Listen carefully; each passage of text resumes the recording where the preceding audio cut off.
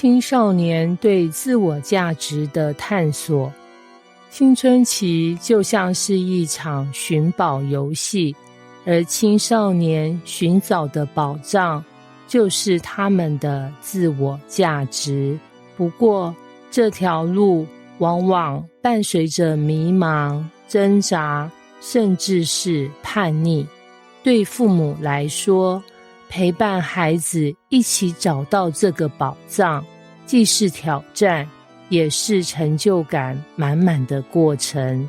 俊哲是一名高2的学生，最近特别烦。他不喜欢学校的课业，感觉数学公式像天书。他参加篮球队，但总觉得自己的表现比不上其他人。最让他受不了的是，妈妈每天问他：你将来想做什么呀？我不知道嘛。俊哲一听到这问题就抓狂。有一天放学回家，俊哲趴在书桌上发呆。妈妈推门进来，看见桌上一张皱巴巴的考卷，数学只得了56分。俊哲，这成绩怎么回事？妈妈眉头紧皱。不就这样吗？数学本来就难。俊哲没好气地回了一句。妈妈叹了口气，你这样下去，以后能找到什么工作？现在不努力，将来怎么办？别烦我好吗？俊哲扯高嗓门，我什么都不行，你们到底想要我怎样啊？说完，砰的一声，摔门跑出了家。俊哲漫无目的地走在街上，觉得自己是个彻头彻尾的失败者。他走到篮球场，碰见了队友志明。志明看见他，愁眉苦脸，笑着说：怎么了？失恋了？俊哲歪着嘴，比那还糟。我觉得自己就是一个没用的人。志明挑挑眉，你疯了吧？上次比赛要不是你传的关键球，我们早输了。可那也没什么大不了，俊哲低声说。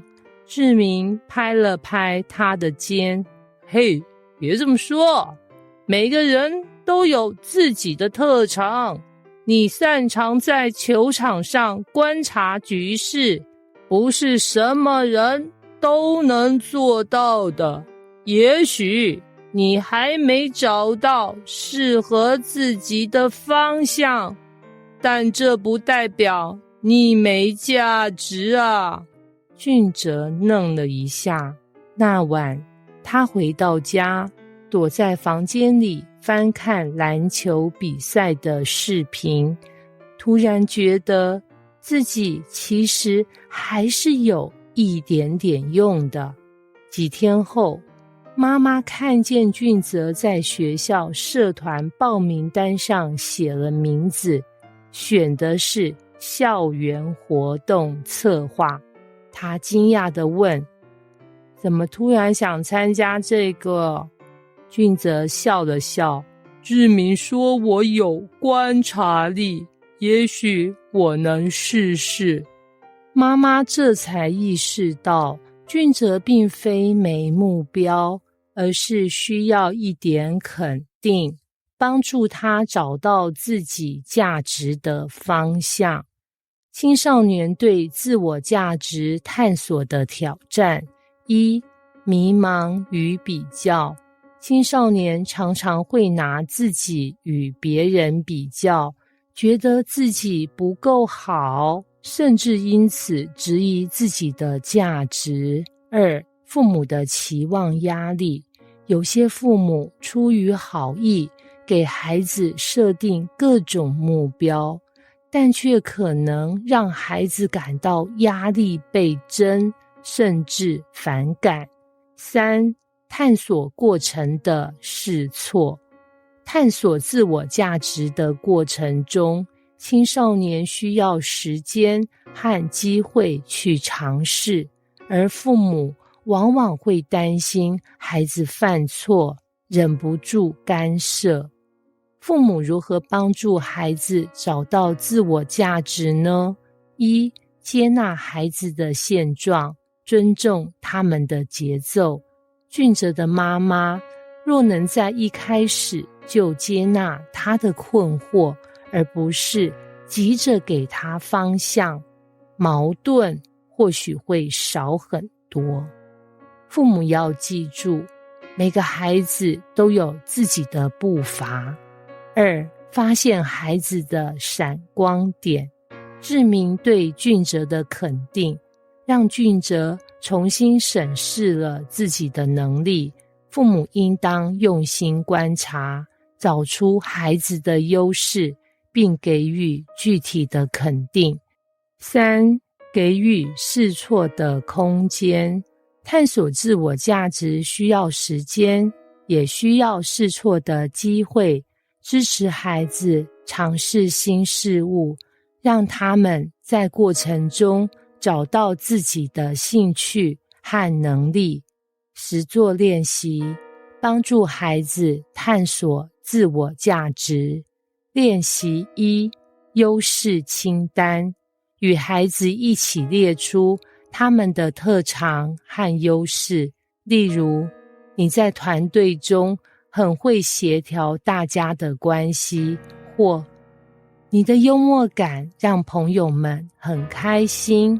练习2：自我价值日记，鼓励孩子每天记录一件让自己感到有价值的事，哪怕是很小的成就。例如，今天我帮同学解决了一道题。练习3：共同探索活动，一起参加新的活动，如社团、志工服务，让孩子从不同的经验中找到热情所在。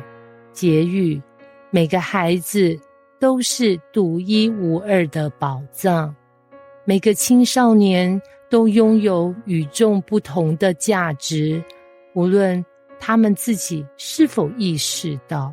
作为父母，我们的角色不是帮他们画地图，而是成为那盏照亮他们前路的灯。当孩子在迷茫中找到属于自己的方向，那一刻的喜悦将是亲子之间最美的连结。